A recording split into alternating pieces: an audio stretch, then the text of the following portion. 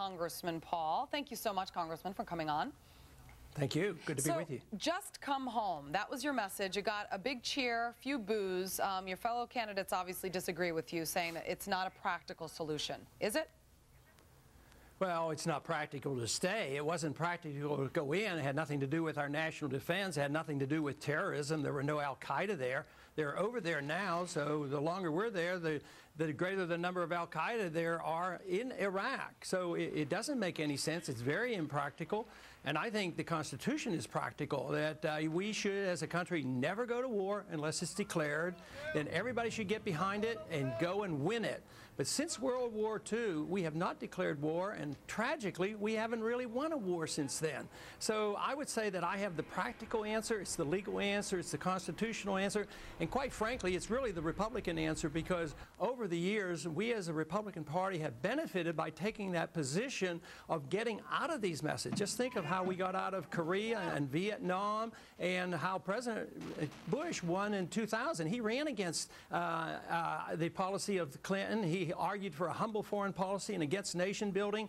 So it makes a lot of sense to me. It's very practical for us to save our men, bring them home, stop the tragedies that are happening, and the sooner we do it, the better. Okay, but then what happens if we do leave? We're there. We've been there for a long time. A, what message does it send to the terrorists, the al-Qaeda terrorists who attacked us on 9/11? And B, what happens to Iraq if we leave? Well, the one thing is since the al-Qaeda is enhanced by us being there and they grow, this will be a message that they won't be able to use us as the reason. You know, the very people who said this would be a slam dunk operation are telling us it'll be a tragedy. So why are they right and the ones of us who oppose the war are wrong? They argued this in Vietnam. I was in the service during that time, and they kept saying there would be a domino effect, and all of East Asia would go communist. It didn't happen. Now we trade with Vietnam, and we're friends with Vietnam. So nobody knows exactly what would happen.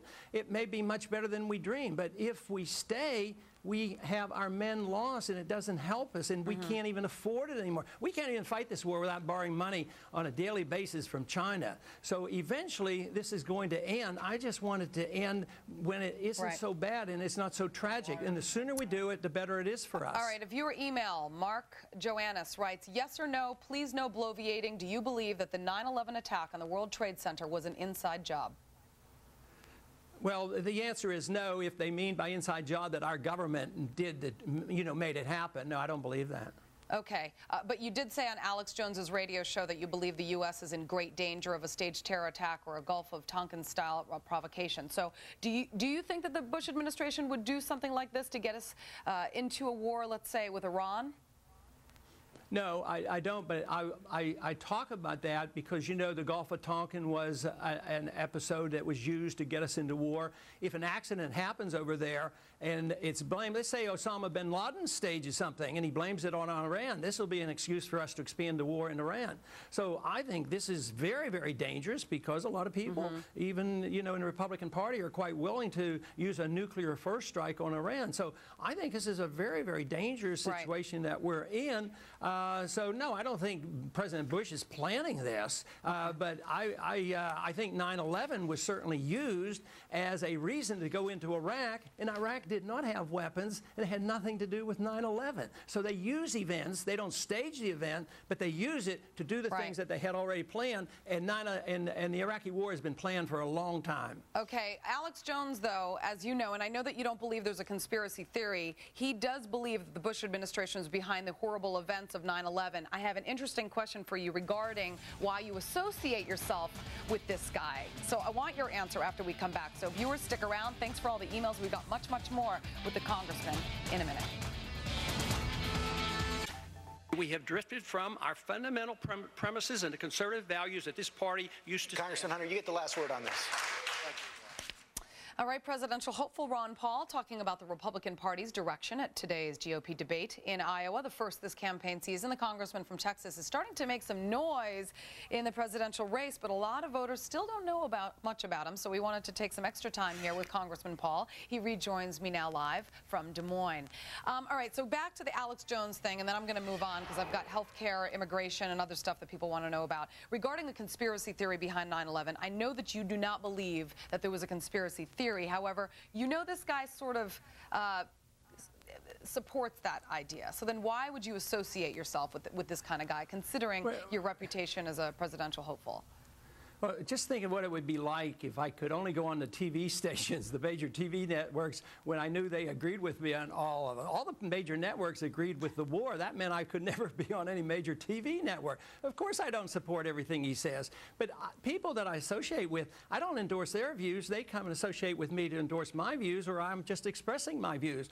But there'd be no way I could be on television if that was the litmus test, that I had to agree with everything that they stood for and what they promoted. It just wouldn't work. All right, let's go on to the next email. Demetria Sumner from Garland, Texas writes, Mr. Paul, it has been said that you are a libertarian in Republican clothes. Your views and opinions in reference to America's policy in the Middle East is inconsistent with that of Republican base. Some say that you are running on the wrong ticket. How do you answer to this criticism? And how can we be sure, if you are elected President of the United States, that you will keep America strong by upholding true conservative values?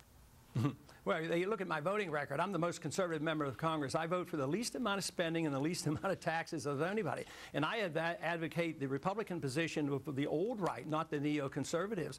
The old right was made up of people like Senator Robert Taft, so it's very Republican. Ronald Reagan is the one that brought the Marines back from Lebanon and said he doesn't want in there because of the irrationality of the politics over there, and all they're doing is killing each other. So I would say this party I'm very comfortable with, because it does have a deep-seated libertarian roots to it, because libertarian just means you follow the Constitution. If you're a constitutionalist and you follow it, you vote for very limited government, and that's all libertarianism is. It's belief in liberty. So you want to exclude somebody from the Republican Party because they're adamant about defending individual liberty and the Constitution? I just don't understand that. And besides, I'm getting a lot of welcome responses from many, and quite frankly, there's a lot who will join the Republican Party because of this. Okay, you are conservative on many issues, though, when it comes to being pro-life, when it comes to immigration.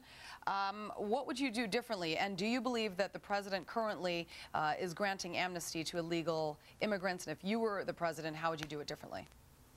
Well, yes, I do think he's very sympathetic to amnesty. I think that is his plan. I believe since his meeting in April of 2005 with Mexico and Canada, there is a plan in place for the North American Union, amnesty, even a North American Union monetary system.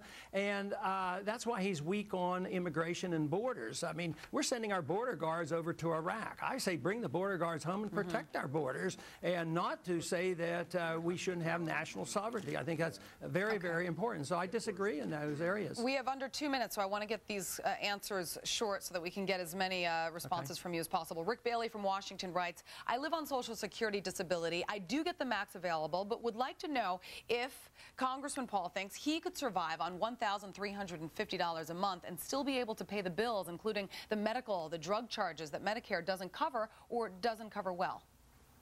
No, I couldn't live on it, but I do more than anybody else, because I have never, because I'm such a fiscal conservative, I have never voted to spend 1 penny out of the Social Security fund. And I have a bill in that would literally prevent anybody else from doing it. And I have an answer for the Social Security system. One is I'd let the young people get out, but I would save the money by bringing our troops home and put it in and make sure he's taken care of, because we have taught so many generations now to be totally dependent on the government, and we don't want to turn them out in the street. All right, let's move to gun control. David Pritchett from Orlando, Florida writes, as a concealed firearm permit holder in my state of Florida, I was appalled recently when I drove up I-95 to visit family in a northern state and the various unconstitutional laws regarding gun ownership. Through various states along the way, I had to make sure my firearm was unloaded and locked away in the trunk. As president, would you work to protect the right of lawful gun owners to transport legally owned firearms to other states as they visit family or places? Absolutely. This is a question that comes up quite frequently. You have to do it without totally ignoring states' rights, because just remember, my medical license can't be used in any state, but I definitely would work in that direction. I think just the interstate commerce clause and property rights would mean that we could carry our guns back and forth. Just think, when they passed the Second Amendment, they never thought for a minute that you, in those early days, that you couldn't carry your shotgun with you when you went from one state to the next. So no, the right to carry and bear arms should be interstate. All right, that's all the time we have, but Texas Congressman Ron Paul, very great to hear from you, and thank you so much to all our emails. We had so many more, but unfortunately, we don't have a full hour with you. So thank you again, though, for coming on. Thank you.